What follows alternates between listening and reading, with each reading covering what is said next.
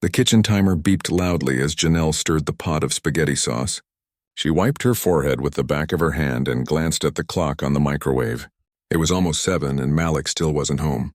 Their dinner would be cold by the time he arrived, just like the last 3 nights. She turned down the heat and put the lid on the pot. The front door opened with a familiar creak. Janelle could tell from the heaviness of the footsteps that Malik was exhausted. She didn't turn around when he entered the kitchen, just continued wiping down the counter. "Hey," Malik said, his voice low and rough from a long day. He set his laptop bag on the kitchen chair with a thud. "There's food on the stove," Janelle replied, still not turning around. "I was about to put it away." Malik sighed as he opened the cabinet to grab a plate. "Sorry I'm late again." The meeting with the bank ran longer than expected. Janelle finally turned to face her husband. The circles under his eyes had darkened over the past few weeks, and his usually neat button-up shirt was wrinkled. 7 years of marriage had taught her to read the subtle signs of his stress. "How did it go?" she asked, softening her tone. Malik spooned the pasta onto his plate and shrugged. "Same as always. They want more paperwork, more projections, more guarantees." He sat heavily at their small kitchen table. They don't understand that small businesses can't predict the next 6 months during an economic downturn. Janelle grabbed a glass of water and joined him. Their kitchen, which they had painted sunshine yellow together 3 summers ago, felt smaller these days, the bright color a stark contrast to the mood that often filled the room. "I talked to Tasha today," she said, referring to her coworker at the social services office. Her husband went through something similar with his landscaping company last year. They got through it. Malik nodded while eating, though Janelle could tell he wasn't really listening. This had become their routine lately, speaking without communicating, sharing space without connecting. "Bill came today," she said, sliding a white envelope across the table. Malik paused mid-bite. "Which one?"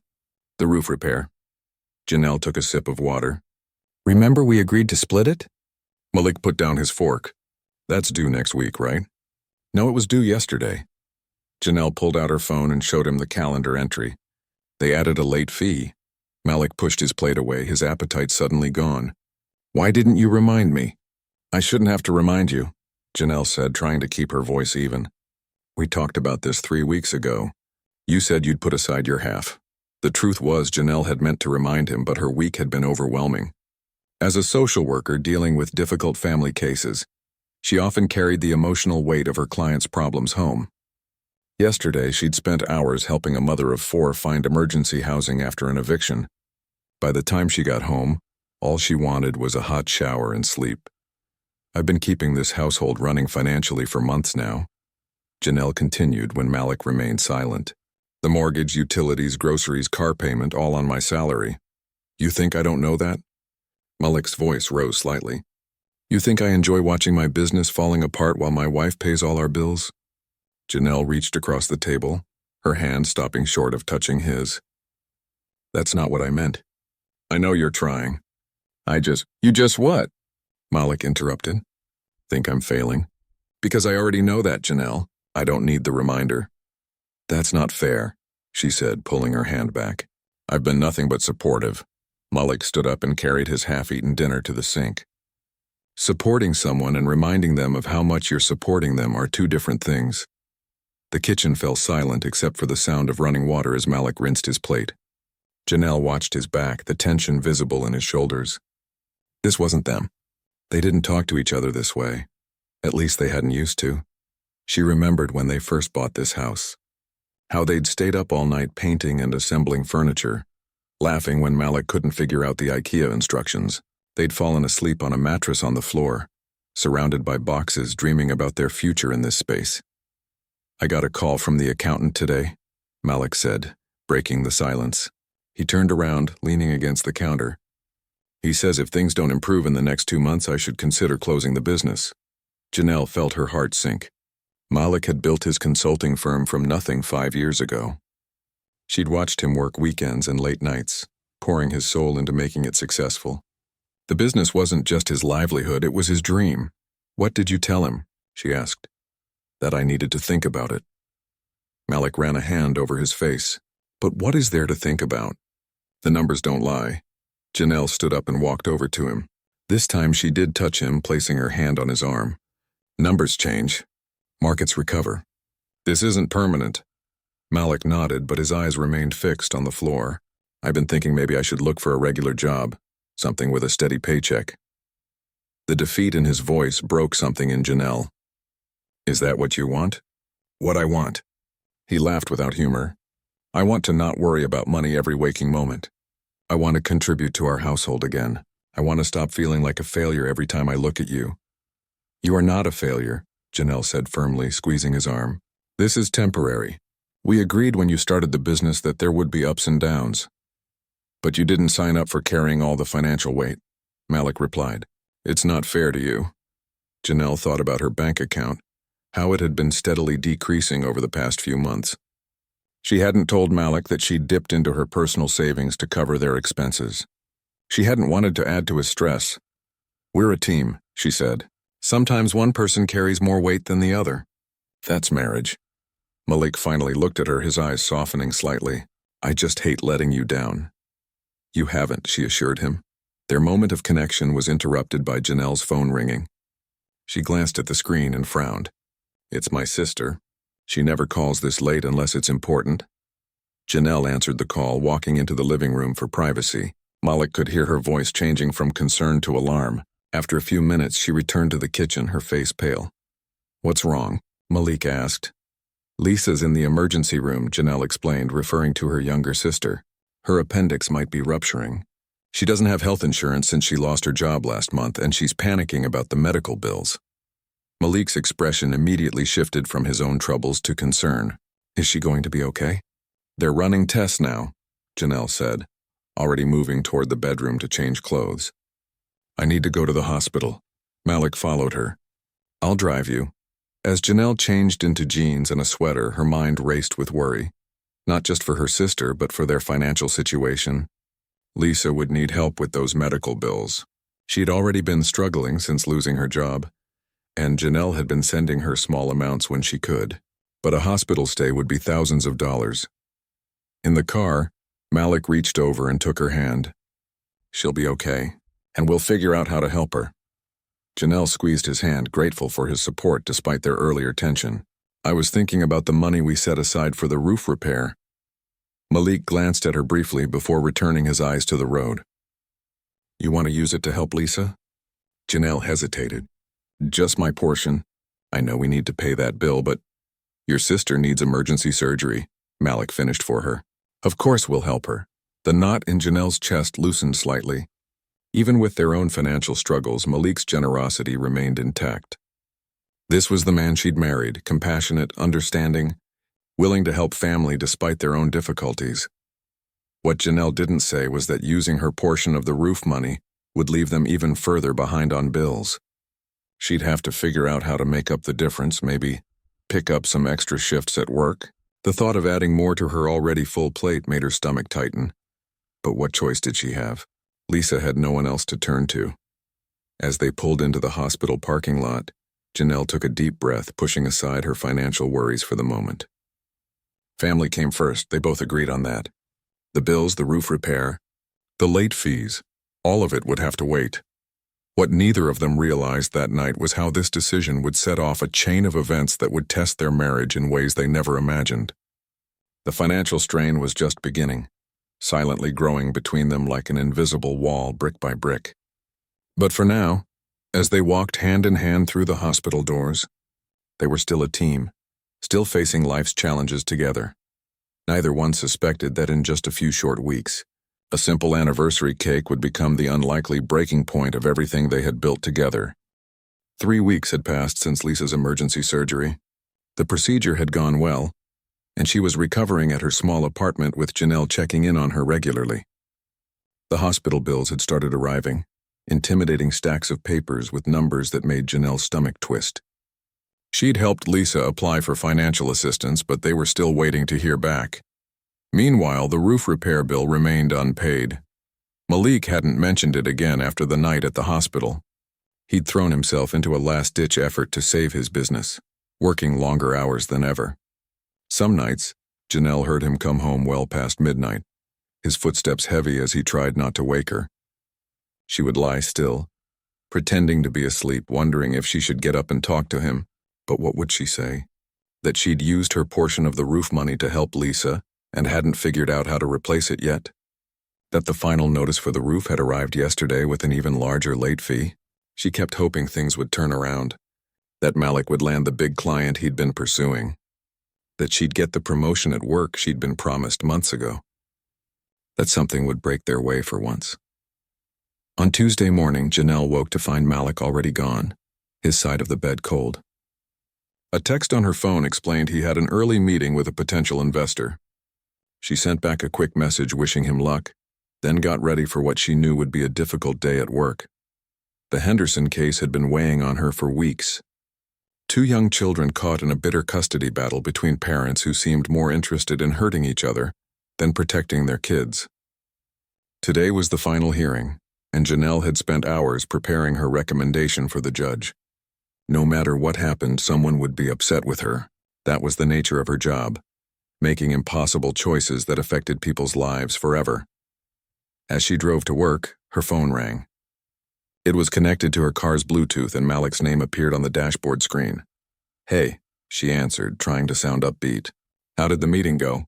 There was a long pause before Malik responded, his voice tight. "I just got a call from the roofing company. They're threatening to put a lien on our house." Janelle's heart sank. She pulled into a gas station parking lot to focus on the conversation. "What, they can't do that yet, can they?" "Apparently they can after 60 days of non-payment," Malik replied. "Which we've now reached. Did you know about this?" The accusation in his tone was unmistakable. Janelle gripped the steering wheel harder. "I got another notice last week, but I didn't realize they could take action this quickly. Why didn't you tell me? You've been so stressed about the business and So you just decided to hide it?" Malik interrupted. "This affects both of us, Janelle." "I wasn't hiding it," she defended. "I was trying to figure out a solution before bothering you with it." "Bothering me?" His voice rose. "This is our house we're talking about. Not some minor inconvenience." Janelle closed her eyes, trying to stay calm. "I know that. I was going to pay it with my next paycheck." "Your next paycheck is already spoken for," Malik said. "The mortgage is due next week, remember?"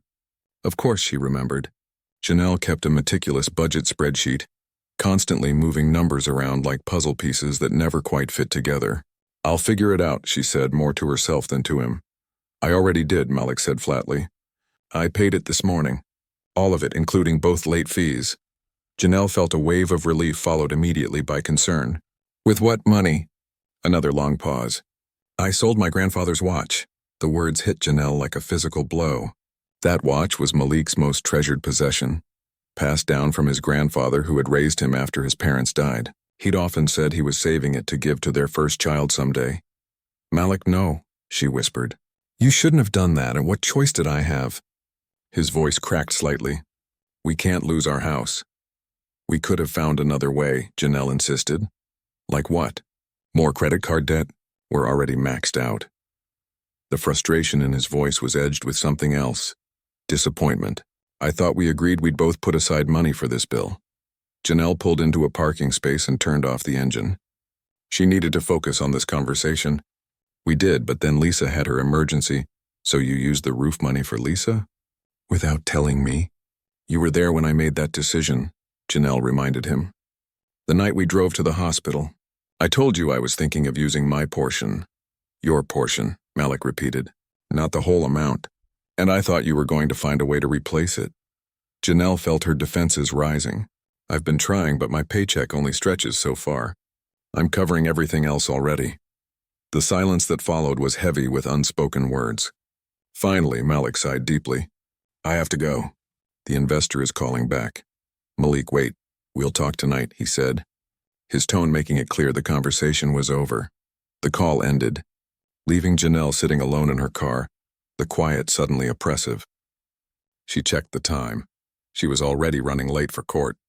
With no time to process what had just happened, she pushed her personal problems aside and drove to the courthouse, her mind already shifting into professional mode. The Henderson hearing was even worse than she'd anticipated. The father shouted at the judge, the mother broke down in tears, and the children's attorney questioned Janelle's recommendations aggressively. By the time she left the courthouse 5 hours later, Janelle felt emotionally drained. Her phone showed 3 missed calls from her supervisor and a text from Lisa asking for help with a health insurance application. She sat in her car for a moment, resting her forehead against the steering wheel. Just 5 minutes of peace, that's all she needed. Then she could face the rest of the day, the conversations waiting at home, the bills piling up, the weight of everyone depending on her. Her phone buzzed again, an email notification. She almost ignored it, but the subject line caught her eye. "Congratulations on your promotion." Janelle opened it quickly, her heart racing. It was official. After months of waiting, she'd finally received the senior case manager position she'd been working toward for years. The salary increase wouldn't solve all their problems, but it would help ease the immediate financial pressure. For the first time that day, Janelle smiled. This was good news. Something positive to share with Malik. Maybe a way to begin healing the growing rift between them. She quickly texted him. "Got some good news to share tonight.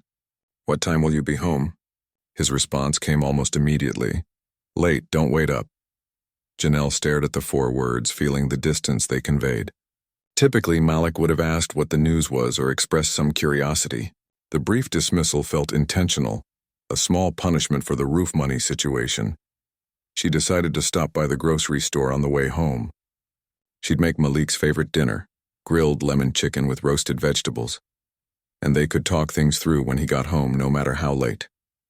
Food had always been their peace offering, a tradition dating back to their first serious argument when they were dating.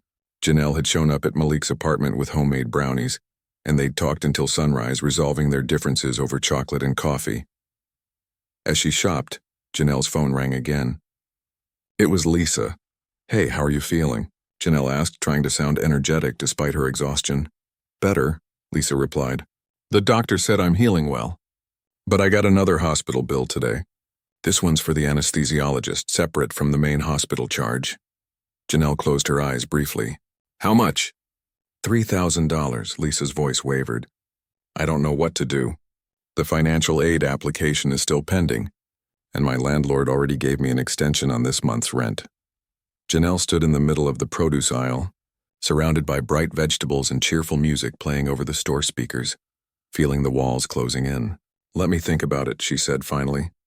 "Maybe I can help with part of it. Are you sure?" "I hate asking, especially knowing things are tight for you guys too." "You're my sister," Janelle said simply. "We'll figure it out." After finishing her shopping, Janelle drove home with a car full of groceries and a head full of worries. Her promotion would help, but not immediately. The first increased paycheck wouldn't arrive for another month. Until then, they'd have to stretch every dollar even further. She pulled into their driveway and noticed with surprise that Malik's car was already there. It was barely 7 o'clock, much earlier than he'd been coming home lately. Maybe he'd changed his mind about talking. Maybe her text about good news had intrigued him enough to come home and hear it. Janelle gathered the grocery bags and headed inside, rehearsing how she'd tell him about the promotion. She'd start with that, then ease into a discussion about Lisa's newest bill. With her good news cushioning the request, perhaps he'd be more understanding. She pushed open the front door, grocery bags hanging from both arms, and called out, "Malik, I'm home. I got stuff to make your favorite chicken." There was no answer. Janelle set the bags down in the kitchen and noticed a sheet of paper on the counter. It was their anniversary dinner reservation confirmation. With everything going on, she'd completely forgotten their anniversary was this weekend. 7 years of marriage. Malik had made reservations at La Maison, the fancy French restaurant. The day of their anniversary arrived with an awkward tension hanging over the house. For the past 2 days, Malik and Janelle had moved around each other like cautious strangers, exchanging necessary information but little else. Janelle had tried to tell Malik about her promotion, but each attempt seemed to get swallowed by the heavy silence between them. The jewelry box remained unopened on their dresser. Janelle hadn't mentioned finding it, and Malik hadn't asked if she'd seen it. It was as if they were both waiting for their anniversary dinner to hit the reset button on their relationship. Janelle stood in front of their closet, running her hand over the burgundy dress she'd bought last year for a work function. It was the nicest thing she owned, fitted at the waist with a flowing skirt that made her feel elegant. She hadn't had an occasion to wear it in months. "Is that what you're wearing tonight?" Malik asked from the doorway. Janelle turned, surprised to find him watching her. He'd come home early to get ready, another small sign that he was trying. Yes, she said. Unless you think it's too much? Malik shook his head. You look beautiful in that dress. A small warmth spread through Janelle's chest at the compliment. It had been a while since he'd looked at her that way, like he was really seeing her. The reservation's at 7, he said. We should leave by 6:30 to find parking. Janelle nodded. I'll be ready. After Malik left to shower, Janelle sat on the edge of the bed, her phone in hand. She'd been avoiding Lisa's calls all day, not ready to tell her she couldn't help with the new medical bill. But as she got dressed for an expensive dinner, guilt nagged at her. How could she justify a night out when her sister was drowning in debt? She quickly texted Lisa, looking into options for that bill.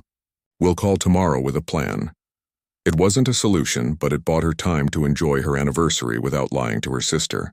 Tonight was about her and Malik, about remembering why they'd chosen each other 7 years ago, about finding their way back to being partners instead of opponents. Janelle finished getting ready, taking extra care with her makeup and wearing the pearl earrings Malik had given her for their 5th anniversary. When she walked downstairs, Malik was waiting by the door in a charcoal gray suit she hadn't seen him wear since his last successful client pitch nearly a year ago. You look handsome, she said, genuine appreciation in her voice. Malik smiled, a real smile that reached his eyes. Ready?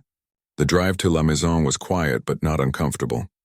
Malik had put on their wedding playlist, a collection of songs that had defined their relationship over the years. Janelle found herself relaxing as the familiar melodies filled the car, memories of happier times softening the edges of their recent difficulties. La Maison was as elegant as Janelle remembered, with its soft lighting, white tablecloths, and attentive staff. The hostess led them to a corner table, the same one where Malik had proposed 8 years ago. He'd clearly requested it specially, another gesture that made Janelle's heart ache with hope. Thank you for this, she said as they settled into their seats. With everything going on, I almost forgot to look forward to our anniversary. Malik reached across the table and took her hand. 7 years is worth celebrating no matter what else is happening. Their waiter arrived with complimentary champagne, courtesy of the restaurant for their anniversary. As they clinked glasses, Janelle felt a moment of pure happiness bubble up through the stress of recent weeks. Maybe they would be okay after all. The first course arrived, delicate scallops on a bed of risotto, and Janelle seized the opportunity to share her news. I got the promotion, she said. The one I've been waiting for. Senior case manager. Malik's face brightened. That's fantastic. When did you find out? 2 days ago, she admitted. I tried to tell you, but I wasn't exactly approachable, Malik finished for her. I'm sorry about that. And congratulations. You deserve it after how hard you've worked. It comes with a decent raise, Janelle added. Not life-changing, but it'll help. Malik nodded, taking a sip of champagne. Every bit helps right now. Speaking of money, Janelle began carefully. I wanted to thank you for the anniversary dinner. I know this place isn't cheap. Don't worry about the cost, Malik said. I've been saving for this. Janelle felt a pang of guilt, thinking about the jewelry box at home. You didn't need to get me a gift on top of this dinner? I wanted to. Malik smiled. 7 years with you is the best thing that's ever happened to me, even with the rough patches. The sincerity in his voice made Janelle's eyes sting with tears. This was the Malik she'd fallen in love with, thoughtful, generous, kind. The recent strain had made her forget sometimes that he was still that man underneath the stress and frustration. Their main courses arrived, filet mignon for Malik and seared salmon for Janelle. As they ate, the conversation flowed more naturally than it had in months. They reminisced about their honeymoon disaster when their luggage got lost and they had to wear gift shop clothes for 3 days. They laughed about the time they tried to assemble furniture together and ended up with an extra shelf that seemed to belong nowhere. They remembered the good times and, for a while, the weight of their financial troubles seemed lighter. When they finished their entrees, the waiter cleared their plates and announced that the anniversary cake Malik had ordered would be out shortly. Janelle raised her eyebrows in surprise. You ordered a cake too? Malik nodded.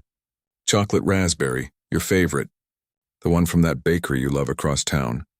Janelle felt overwhelmed by his thoughtfulness. She reached for his hand again, squeezing it gratefully. Thank you for making tonight so special. You deserve it, he said simply. In that moment of connection, Janelle made a decision. They were being honest with each other, really talking for the first time in weeks. If they were going to fix things, there couldn't be secrets between them. There's something I need to tell you, she said. Lisa got another medical bill yesterday. $3,000 for the anesthesiologist. Malik's expression remained neutral, but she felt his hand stiffen slightly in hers. I assume she asked you for help again? She didn't ask directly, Janelle said. But yes, she needs help. I told her I'd look into options. The waiter approached with a small, beautifully decorated chocolate cake, a single candle flickering in the center.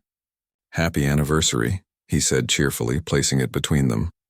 Malik thanked him, then turned back to Janelle as the waiter walked away. What kind of options are you considering? Janelle hesitated. She hadn't meant to get into this now, but it was too late to back out. I was thinking I could use the first part of my raise to help her. It would be tight for a month or two, but your raise hasn't even started yet, Malik interrupted, his voice still quiet but with an edge to it. We need that money, Janelle. For our own bills. I know, but Lisa has nowhere else to turn, Janelle explained. The hospital won't wait, and she's already behind on rent. Malik pulled his hand away from hers. And what about our rent? Our mortgage? Are we supposed to risk losing our home so you can rescue Lisa again? It's not like that, Janelle said, feeling defensive. She didn't choose to get sick. And I didn't choose for my business to struggle, Malik countered, his voice rising slightly. But I don't see anyone rushing to bail me out. A couple at a nearby table glanced over at them. Janelle lowered her voice. That's not fair. I've been supporting us for months without complaining. Without complaining? Malik repeated incredulously. Every conversation we have turns into a reminder of how you're keeping us afloat. That's not true, Janelle protested. I'm just trying to be realistic about our situation. Realistic would be taking care of our own problems before taking on someone else's, Malik said. I sold my grandfather's watch, the only thing I had left of him, to pay for that roof. And now you want to take money we desperately need and give it to Lisa again? Janelle felt tears threatening. She's my sister. What am I supposed to do, let her get evicted? Let her credit be ruined forever because of medical bills? What about us?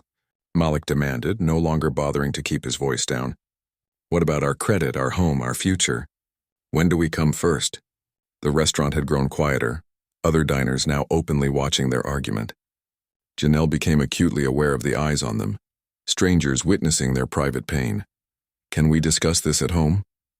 She whispered urgently. No, I want to know right now, Malik insisted. Were you even going to discuss it with me before giving her the money? Or just do it and tell me later, like with the roof payment? That's not what happened with the roof money, Janelle said, her own anger rising. I told you I was using my portion for Lisa's emergency. You agreed. I agreed to your portion, not the entire amount. Malik's fist came down on the table, making the silverware jump. And now you want to do it again?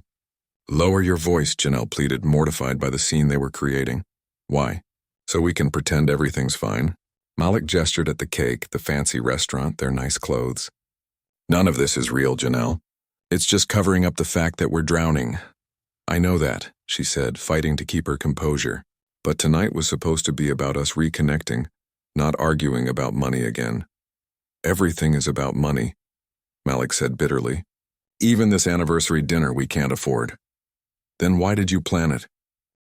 The waitress helped Janelle to the restroom, handing her more napkins and offering a sympathetic smile before leaving her alone. Janelle stared at her reflection in the mirror. Mascara streaked down her cheeks, chocolate smeared across her once beautiful dress. The woman looking back at her seemed like a stranger, someone beaten down and humiliated. Her phone buzzed in her purse. Probably Lisa, wondering about the money. Or maybe her supervisor with another emergency case. Everyone always needed something from her. A piece of her time, her energy, her limited resources. And now, on her anniversary, she stood alone in a restaurant bathroom covered in cake, while her husband drove away without a backward glance. Something shifted inside Janelle as she dabbed at the chocolate stains. A surprising calm settled over her, replacing the initial shock and embarrassment. This moment, this rock bottom, suddenly felt clarifying. She wet a paper towel and wiped the mascara from her face, her movements deliberate and unhurried. 7 years of marriage had led to this moment, but the past few months didn't define those years. The man who had just pushed cake at her wasn't really Malik, not the Malik who had held her through her father's funeral, who had celebrated every small victory in her career, who had painted their kitchen yellow because she mentioned once that it was a happy color. That man was still there, buried under layers of stress, shame, and fear, just as she was still there, beneath her own exhaustion and resentment. After doing what she could with her dress, Janelle walked back into the restaurant. Conversation stopped as she passed tables, eyes following her chocolate-stained figure. The manager approached quickly. "Ma'am, your bill has been taken care of," he said, his voice low and professional. "We've called a taxi for you if you'd like." "Thank you," Janelle said, surprising herself with how steady her voice sounded. "But I need to find my husband first." The manager looked uncomfortable. "He left about 10 minutes ago. Did you see which way he went?" "The parking lot, I believe." Janelle nodded her thanks and headed for the door, ignoring the stares and whispers. Outside, the cool evening air brushed against her skin. The parking lot was half empty and their car was gone. She scanned the street and spotted a familiar figure sitting on a bench at the small park across from the restaurant. Malik sat hunched forward, elbows on his knees, head in his hands. Even from a distance, Janelle could see the defeat in his posture. She crossed the street slowly, giving herself time to think about what she wanted to say. As she approached, Malik looked up. His eyes widened at the sight of her chocolate-covered dress. "Janelle," he began, standing quickly. "I'm so sorry. I don't know what—" Janelle raised a hand, stopping his apology. She sat down on the bench and patted the space beside her. After a moment's hesitation, Malik joined her, keeping a careful distance between them. For a long moment they sat in silence, watching the headlights of passing cars illuminate the darkening street. "Do you remember our first apartment?" Janelle asked finally. Malik glanced at her, confusion evident on his face. "What?" "Our first apartment," she repeated. "That tiny one-bedroom with the leaking shower and the neighbor who played saxophone at midnight." A ghost of a smile touched Malik's lips. "And the cockroaches. Don't forget those. We were so broke," Janelle continued, "living on ramen and whatever was on sale that week. You used to clip coupons every Sunday," Malik remembered. "Spreadsheets and everything. But we were happy," Janelle said softly. Malik's smile faded. "We were younger then. Fewer responsibilities. That's not why we were happy." Janelle turned to face him directly. "We were happy because we were on the same team. Everything was us against the problem, not me against you." Malik looked down at his hands. "What happened to us, Janelle?" "Life happened," she said simply. "Your business struggles, my sister's emergency, the bills piling up. But that's not really it." "What is it then?" Janelle reached over and took his hand, chocolate frosting still sticky on her fingers. "We stopped talking. Really talking like we used to. We stopped being honest about our fears. I've been afraid of letting everyone down. You, Lisa, my clients. And you've been afraid of failing." Malik didn't pull his hand away. "I did fail." "No," Janelle said firmly. "Your business hit a rough patch. That's not the same as failing. And even if it was, so what? Failure isn't the end unless we let it be." A couple walked by, staring curiously at Janelle's cake-covered dress and their serious faces. She didn't care anymore what anyone thought. "You know what I realized in there?" she continued, gesturing toward the restaurant. "When you pushed that cake at me and everyone was staring, I realized we've been letting money dictate our lives, our relationship. We've been so focused on bills and payments and who owes what that we forgot what really matters." "The bills still need to be paid," Malik said, but his voice had lost its edge. "Yes, they do," Janelle agreed, "and we'll figure that out together, but not tonight. Tonight, I want to remember why I married you. It wasn't for your business success or your financial stability. It was because you saw me, really saw me, when no one else did." Malik's eyes glistened in the fading light. "I haven't been seeing you lately, have I? I've been so wrapped up in my own failure that I didn't notice how hard everything's been for you, too. And I've been so busy trying to fix everything that I didn't see how much you were hurting," Janelle admitted. "Selling your grandfather's watch. That must have been so hard." Malik swallowed hard. "It was just a thing." "It wasn't just a thing." Janelle squeezed his hand. "It was your connection to him. And you gave it up to pay for our roof." "I'd do it again," Malik said, his voice stronger now. "That's what marriage is, sacrificing for each other." "But we shouldn't have to sacrifice alone," Janelle said. "That's been our problem. You've been carrying your burdens by yourself and I've been carrying mine. We forgot how to carry them together." A cool breeze blew across the park, making Janelle shiver in her stained dress. Malik immediately took off his suit jacket and wrapped it around her shoulders. "What do we do now?" he asked. Janelle thought for a moment. "First, we go home and change out of these clothes. Then we talk, really talk about everything. Lisa's bills, your business, my promotion, our mortgage. No more secrets, no more trying to protect each other by hiding things. And after that, we make a plan. Together. Even if it means downsizing our house or you looking for a regular job while rebuilding your business on the side, or me picking up extra shifts. Whatever it takes, we do it as a team." Malik nodded slowly. "I like that idea. A team again. We never stopped being a team," Janelle said. "We just forgot how to play together." For the first time that evening, Malik's smile reached his eyes. He reached out and gently wiped a spot of chocolate from Janelle's cheek. "I really am sorry about the cake." "I'm not," Janelle said, surprising him. "Sometimes it takes something dramatic to shake us out of our patterns. Besides," she added with a small smile, "you should see the looks on people's faces when a woman covered in chocolate cake walks through a fancy restaurant with her head held high." Malik laughed, the sound rusty but real. "Only you could find dignity in that situation." "I found more than dignity," Janelle said. "I found clarity." They sat in comfortable silence for a moment, both processing the events of the evening and the conversation they'd just had. Finally, Malik stood and offered Janelle his hand. "Let's go home," he said. As they walked to the car, an older woman passing by stopped and stared at Janelle's dress. "My goodness, what happened to you?" Before Janelle could respond, Malik stepped forward. "My wife chose to wear her dessert instead of eating it," he said with a straight face. "She's always been a trendsetter." The woman looked confused, then hurried away. Janelle burst out laughing, the tension of the evening finally breaking. Malik joined her, and for a moment they were just two people laughing in a parking lot, reconnecting despite the mess, or perhaps because of it. In the car, Malik reached for Janelle's hand. "I've missed your laugh," he said simply. "I've missed yours too," she replied. As they drove home, Janelle knew their problems weren't solved. The bills would still be there tomorrow. Lisa would still need help. Malik's business would still be struggling. But something fundamental had shifted between them. They had remembered how to see each other, how to stand together instead of apart. Sometimes, Janelle thought, it takes hitting rock bottom to find your way back to solid ground. Sometimes it takes chocolate cake smeared across your favorite dress to remember what really matters. And sometimes the most surprising response to anger isn't more anger. It's the quiet determination to understand what lies beneath it. The car turned onto their street, the headlights illuminating their modest home. It might not be much, Janelle thought, but it was theirs, and whatever came next, they would face it the way they should have been all along, together.